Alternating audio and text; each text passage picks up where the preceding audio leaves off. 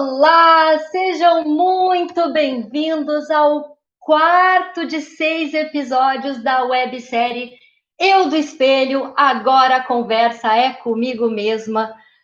Eu sou a Ana Hengst, estou aqui de volta convidando vocês, já estou aqui muito bem acompanhada. Pega aí a sua taça, seu café, seu chá, vem comigo acompanhar mais um pedacinho dessa história, mais um capítulo dessa maratona. Então vamos lá. Bom, quem acompanhou o terceiro episódio, no episódio anterior eu falei sobre um dos princípios que eu usei para a construção aí da minha reestreia, que eu usei para poder me reencontrar e começar a planejar minha reestreia. A gente falou muito sobre saúde física e todas as negociações, o autocuidado também, e as negociações que a gente precisa fazer com a gente mesmo, né, com o nosso eu do espelho, para cuidar desse corpício aqui que vai nos carregar, que tudo que a gente fizer no nosso corpo hoje vai nos carregar para o resto da vida. Enfim, então a gente tem que cuidar muito da nossa saúde, ter o autocuidado, poder olhar para isso. Porque saúde é tudo, né? Tem certas coisas que a gente não pode terceirizar, que não dá para delegar, e saúde é uma delas. É muito importante que a gente cuide da saúde. Hoje, então, no episódio de hoje, eu vou trazer o segundo princípio aí que eu tenho utilizado para dar fundamento para esse meu projeto da reestreia, que eu uso para seguir, para destravar, para pensar nessa ideia de recomeço. Então, hoje eu vou falar desse segundo princípio. Mas antes de entrar no segundo princípio, eu quero agradecer todo mundo que está me acompanhando aqui. Esse já é o quarto episódio, nem acredito, passamos da metade. Quero dar boa noite, as boas-vindas para quem está me acompanhando ao vivo. Eu estou aqui no Instagram, estou no YouTube, simultâneo. Para quem vai assistir depois a gravação também, pode acompanhar todos os episódios, estão sendo gravados, tanto no meu Instagram quanto no meu canal do YouTube. Já aproveita, se inscreve e me segue nos dois canais. Então, obrigada a todo mundo que está entrando aqui. E vamos começar. Então, vamos falar desse segundo princípio. E, gente, vou dizer uma coisa para vocês. De novo, recuperando lá o que eu trouxe no nosso primeiro episódio, não tem fórmula mágica, não tem uma regra, não tem 3 passos disso, 10 passos daquilo. Não é assim que eu quero abordar esse tema. O que eu estou compartilhando é um pouco da minha história e os princípios que me ajudaram a destravar em vários momentos e que também me ajudaram nessa construção de uma reestreia que aconteceu em março, depois foi ajustada e agora já está sendo desenhada para um outro momento. E por que eu falo em princípios? Porque a base, né, são os fundamentos que nos ajudam a meio que se guiar. Quando dá uma travada, a gente se perde um pouquinho da gente mesmo, eu olho para esses princípios e é aquilo que me faz eu me reencontrar de novo. Então, primeiro, autocuidado, saúde física, porque a gente falou em longevidade, a gente quer viver longe, viver bem, com muita independência, a gente precisa ter saúde. O segundo princípio, eu vou dizer para vocês uma coisa. Eu tenho certeza que todo mundo que está me assistindo vai se identificar. De um jeito ou de outro, em algum momento. Se não, pelo menos alguém muito próximo. Mas vai rolar aqui muita identificação, vai gerar muita conexão. Porque eu vou começar com a frase que eu coloquei ali na divulgação do episódio de hoje. Eu te amo, mas eu ainda me amo mais. Gente, vocês não sabem quanto tempo eu quis entender essa frase, poder dizer de coração e sentir ela dentro do meu coração.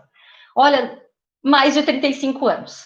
Eu realmente queria muito entender como é que era essa questão de, não de amor próprio, porque o segundo princípio não é exatamente sobre amor próprio, mas está dentro do guarda-chuva, já vou explicar para vocês.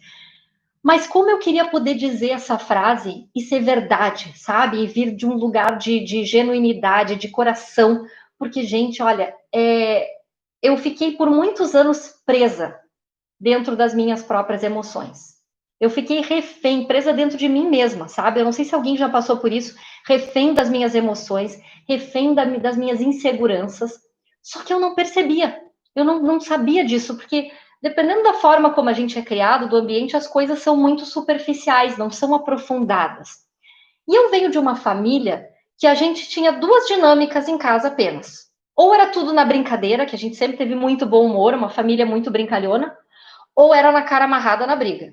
Então não tinha aquela história de sentar e conversar, um papo tranquilo, dizer, me conta aí o que está acontecendo, o que está sentindo. Não foi assim a minha infância. Então, a minha infância era muito alegre, muito divertida, ou rolava umas tretas de vez em quando. Ok. Então, quando as emoções essas da insegurança foram aparecendo, algumas coisas que já tinham na infância, elas foram sendo potencializadas conforme a gente vai crescendo, isso acontece. Então, eu sempre fui muito agitada, por exemplo. É a minha característica, eu sou uma pessoa entusiasmada, eu sou uma pessoa que me movimento bastante. Não sou nem um pouco tímida, queria ser um pouquinho, confesso para vocês, nada. Sempre fui bem cara de pau.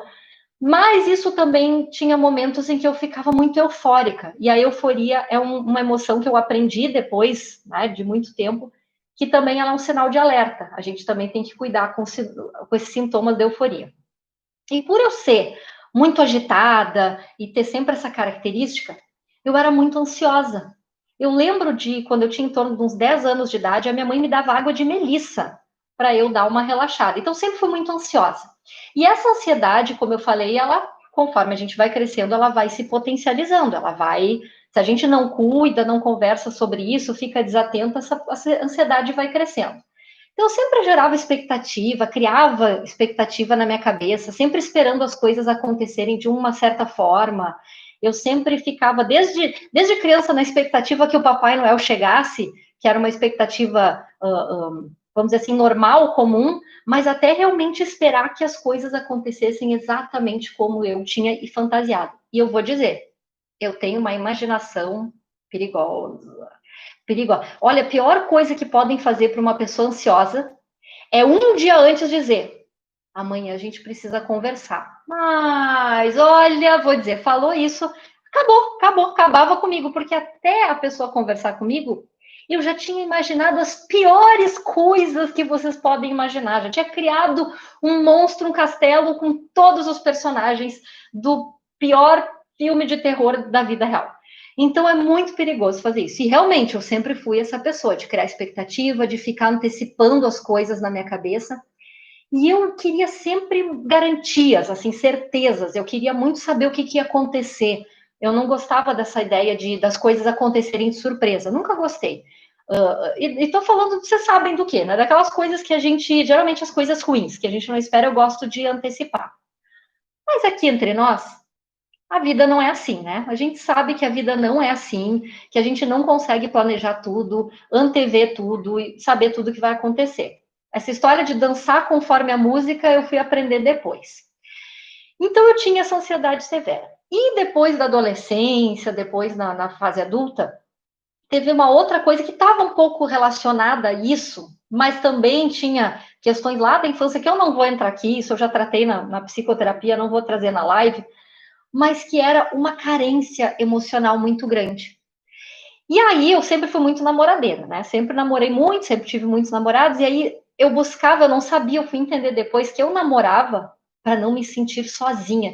Rolava ali por trás uma coisa de ser aceita, eu tinha que ser aceita, tinha que ter sempre alguém me querendo, ser aceita. Isso era muito forte na minha vida. Não sei se alguém mais está se identificando com isso ou conhece quem já passou por isso, mas para mim era. Então, eu entrava nos relacionamentos, sempre apostando muito, comecei a namorar já na adolescência, muito cedo, e aquilo, só que claro, a gente sofre a desilusão amorosa, as coisas vão acontecendo, aí pensa, uma pessoa ansiosa e com carência emocional, isso vai potencializando e vai crescendo.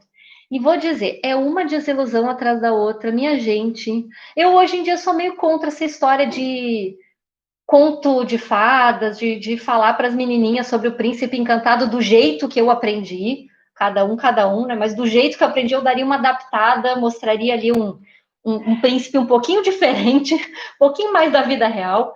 Mas a gente cria essa fantasia de que vai ser tudo como num filme. Eu, que sempre tive uma imaginação, sempre fui muito sonhadora, então eu imaginava que ia vir aquele príncipe num cavalo branco e que ia me resgatar de todos os males do mundo e fazer eu me sentir a princesa mais amada do Brasil. Bom, aqui entre nós não é bem assim, não é assim que acontece. Vida real, pé no chão, foi uma desilusão amorosa atrás da outra. E eu vou contar para vocês que em cada relacionamento eu ouvi uma pérola diferente. Às vezes várias, mas eu ouvia cada pérola, eu vou compartilhar algumas com vocês. Olha as pérolas que eu ouvi de diferentes namorados, tá? Primeira pérola. Tu vai sair com essa saia? Se tu não trocar a saia, a gente não vai sair. O que eu fazia? Com a minha insegurança, com o meu medo, ia lá e trocava a saia para sair com a criatura. Colocava uma calça comprida, uma saia comprida, porque a criatura não gostava, a pessoa não validava, não aprovava. Eu ficava insegura, tinha medo de ficar sozinha, medo de perder, trocava a saia. Outra pérola que eu ouvi, essa foi bem interessante.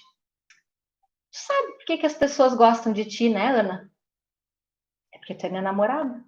Ou seja, fora do relacionamento, valor zero, né? A pessoa aqui não tem valor nenhum, só serve se estivesse namorando com ele. Outra, essa foi legal, essa eu ouvi também, essa é muito legal, assim, porque eu tenho meu cabelo cacheado, ó, meus cachinhos que eu amo são naturais, eu sou assim desde que eu nasci, é minha marquinha registrada, minhas molinhas, sou muito feliz. Mas teve uma época que eu fiz escova, alisava um pouco para mudar, só para mudar um pouco a cara. Aí teve uma dessas pessoas que passou pela minha vida, que parou, olhou para mim muito sério e disse: quando é que vai começar a alisar teu cabelo? Sabe que eu prefiro ele liso, né? A gente conversou sobre isso. Como é que é? É que eu me livre, me liberte dos meus cachinhos? Não, não, não, não, não, não. Não, não, não, não, não. Isso não vai acontecer. Mais um que a fila andou de novo, nem preciso dizer. E assim foi. Então, a cada historinha, a cada relacionamento, a gente vai ouvindo umas coisas, só que o que é o mais triste de tudo isso? Que a gente vai acreditando. Eu agora acho um absurdo como é que eu caía nessas, como é que eu aceitava que isso acontecesse. Mas eu entendo que quando tem muitas pessoas que vivem nessa carência emocional e não enxergam, e eu fico feliz de poder compartilhar essa história para ajudar outras mulheres, ajudar outras pessoas. Homens também, às vezes, na carência emocional, se submetem a muita coisa, mas as mulheres são mais. Então, eu fico feliz de compartilhar, mas dizer que quando a gente está nessa carência, a gente não enxerga os porquês, a gente não enxerga as coisas com muita lucidez.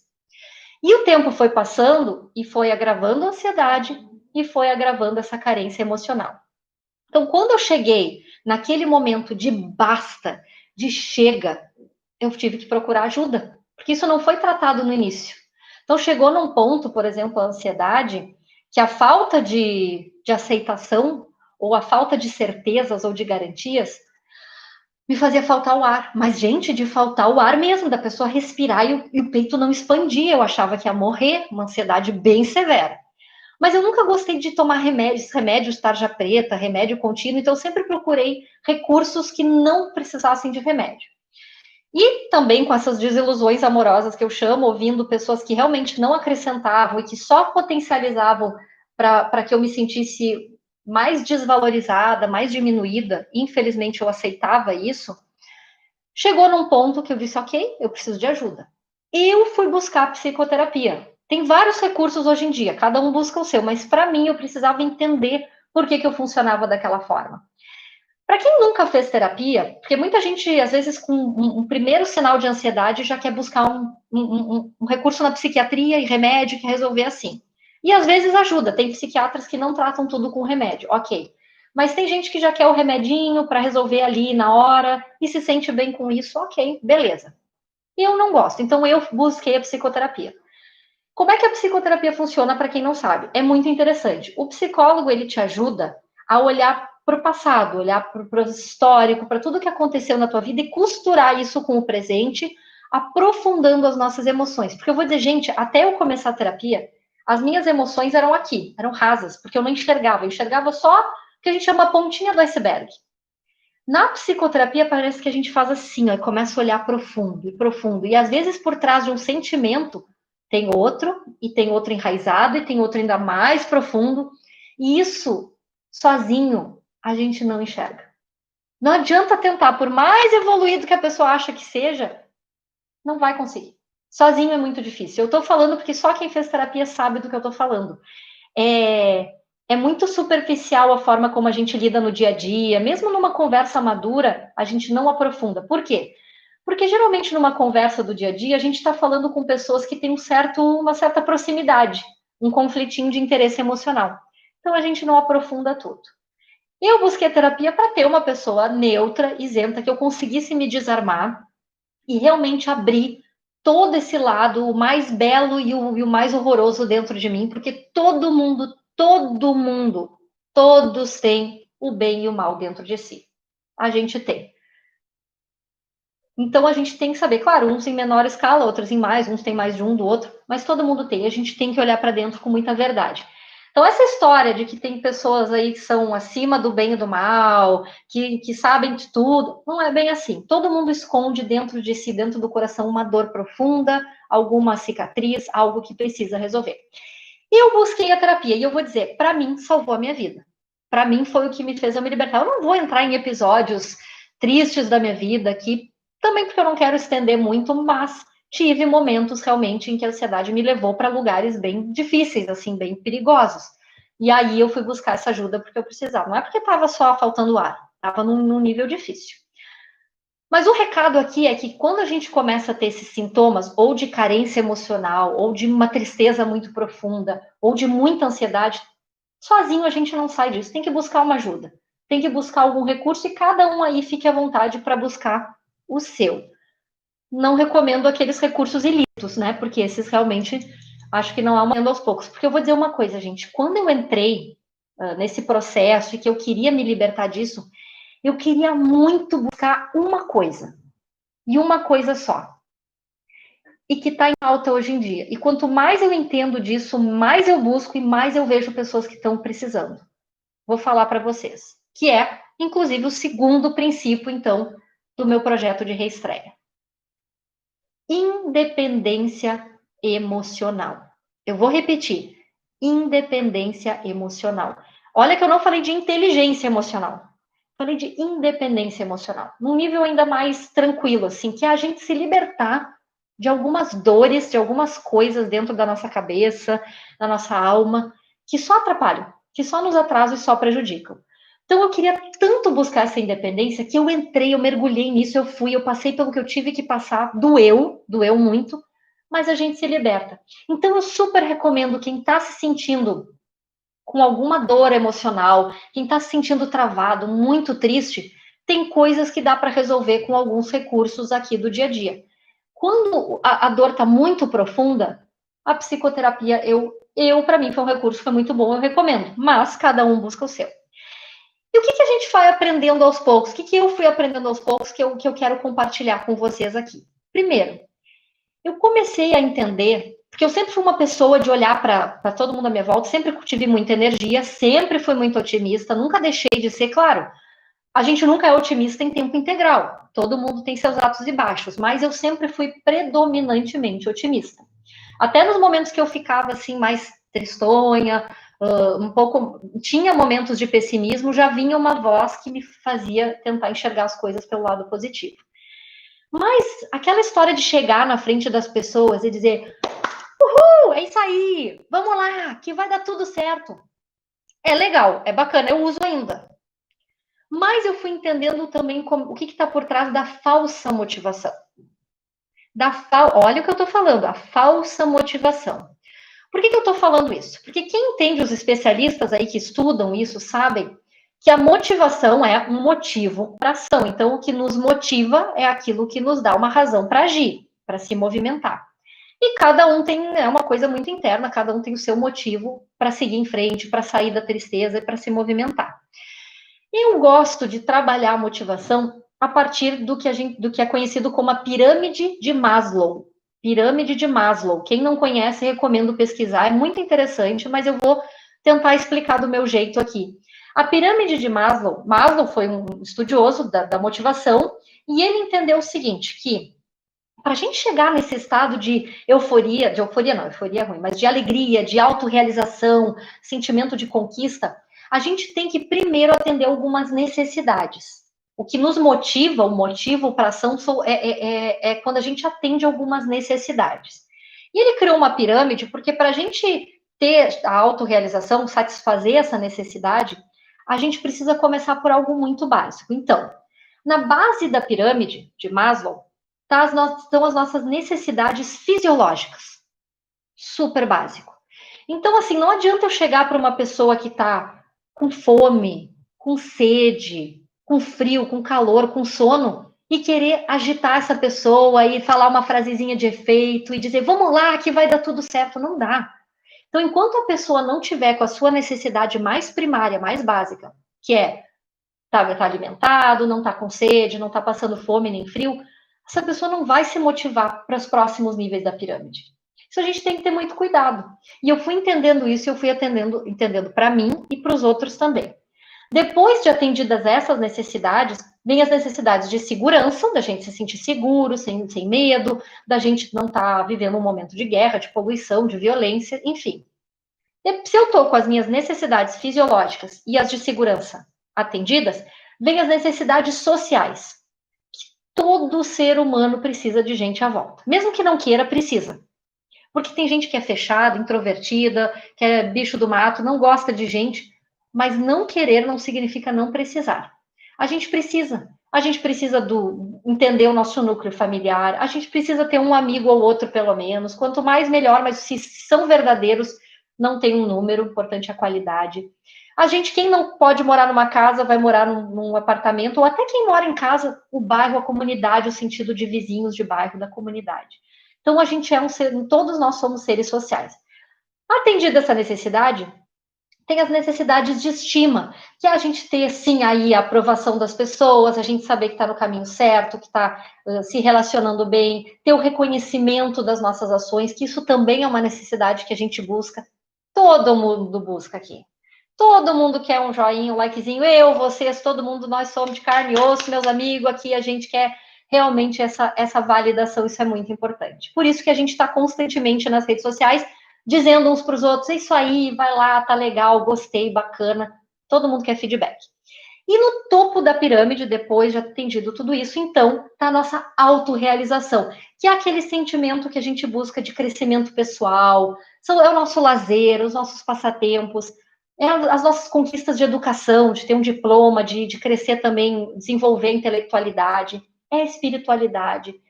Então, pensa, lá no topo da pirâmide está tudo que muita gente quer empurrar a goela abaixo. E eu sou uma pessoa que busco isso em certos momentos, quando eu estou com os outros níveis da pirâmide atendidos, eu também estou aqui. Só que a gente não pode pular fases. Então, olhem a pirâmide de Maslow, a motivação vem por aí. Então, quando a gente vai falar em independência emocional, a gente quer muito buscar isso, a gente tem que começar entendendo o que é o mais básico que a gente precisa atender. Qual é a nossa necessidade mais básica para a gente conquistar essa independência emocional? Então, é muito importante. Então, de novo, se uma pessoa está vivendo uma dor, está sentindo, está com sono, por exemplo, sono, necessidade fisiológica básica. Gente, eu com sono sou insuportável. Me deixa quieta e me deixa dormir.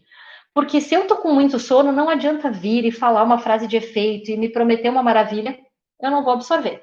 Então, me deixa dormir. No outro dia que eu atendi essa necessidade, a gente conversa. Então, prestem atenção quando vocês forem ajudar as pessoas aí a conquistar a sua independência emocional.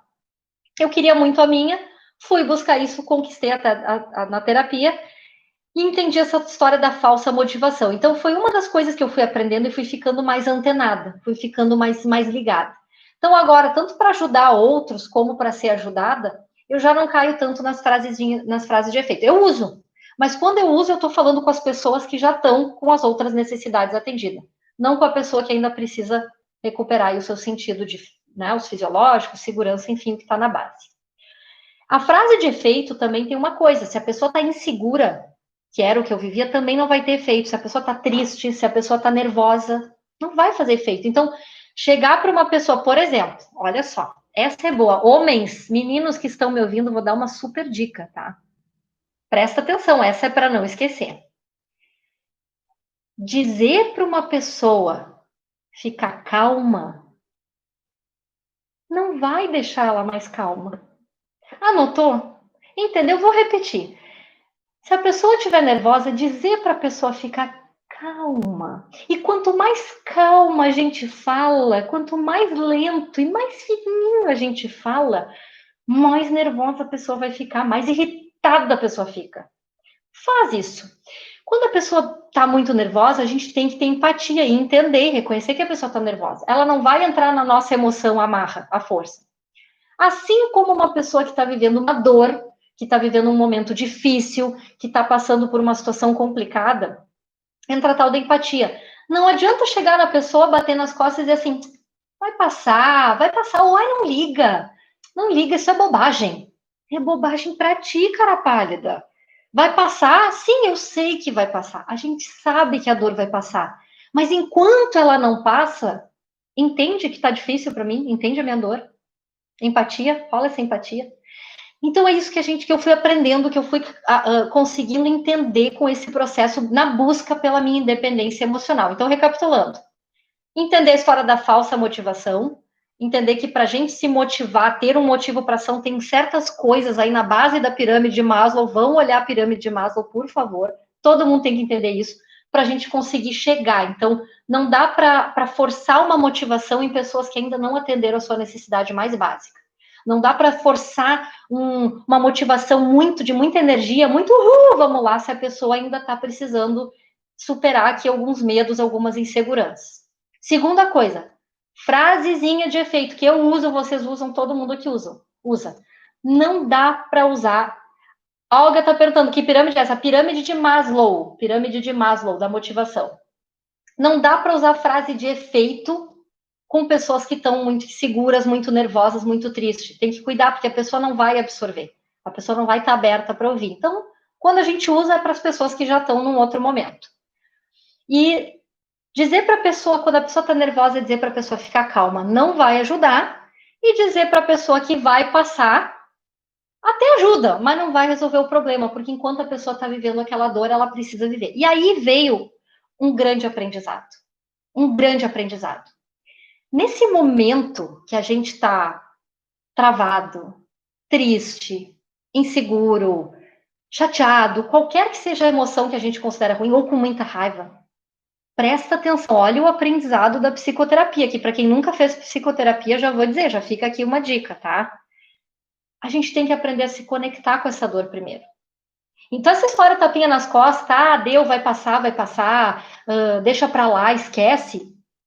Não vai ser assim quando a pessoa tá numa dor. Quando a gente está num momento de uma emoção ruim, a gente precisa realmente se conectar com isso, sentir isso e viver. Eu vou dizer para vocês assim, aqui todo mundo, né? A gente olha as redes sociais, esse mundinho maravilhoso que tá todo mundo lindo e feliz. Eu apareço aqui bela, maquiada para vocês, né? Todos nós escondemos uma dor. Em maior ou maior escala. Pode ser uma dorzinha, uma dorzona, mas todo mundo tá com problema nesse momento. Nossa, quantas vezes esse ano, mas aqui no meu sofá a gente sentei e chorei, agora não choro. Não, choro sim. Chorei muito. A gente trava, eu também travo. A diferença é que hoje eu tenho as ferramentas, eu desenvolvi as minhas ferramentas, eu me conheci, eu sei o que utilizar para me permitir, primeiro, chorar, tirar do sistema, botar para fora, falar, me expressar, explicar, entender, respirar fundo e aí seguir em frente. Que é isso que acontece.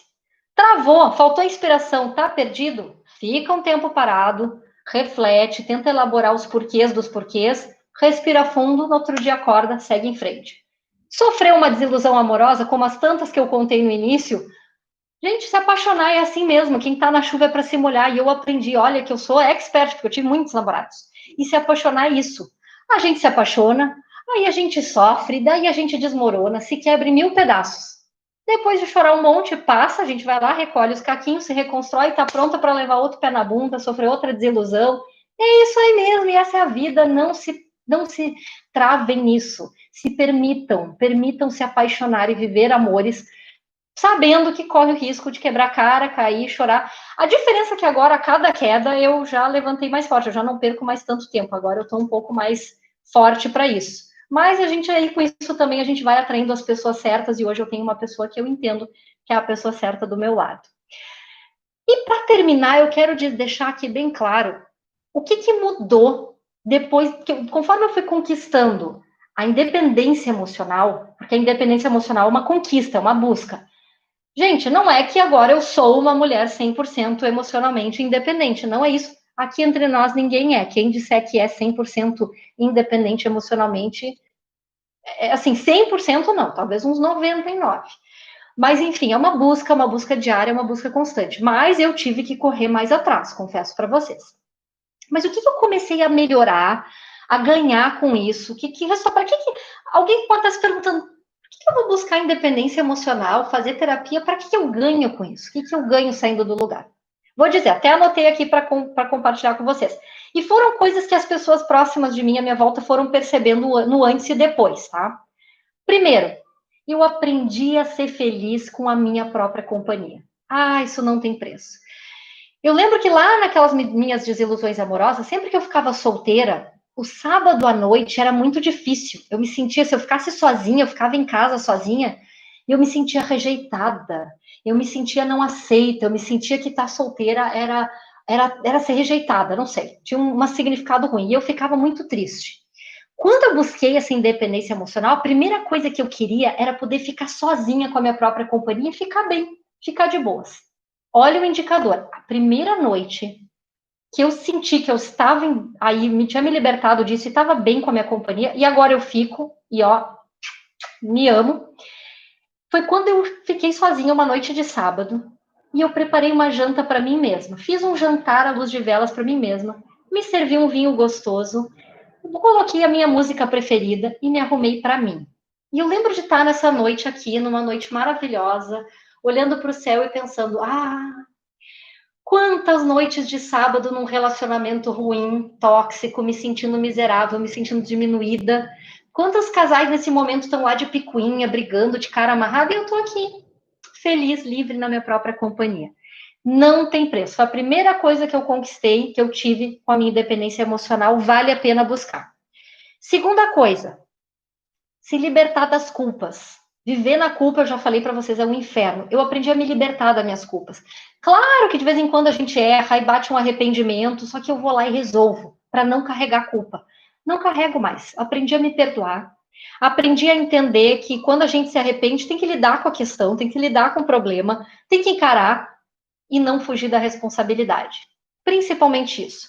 Eu aprendi que se eu faço uma escolha errada, é a minha escolha. Por mais que a outra pessoa tenha me agredido ou feito algo, eu procuro também olhar para isso. Claro, não estou falando num nível de crime, de agressão, não estou falando disso. Estou falando num nível mais normal aqui do dia a dia.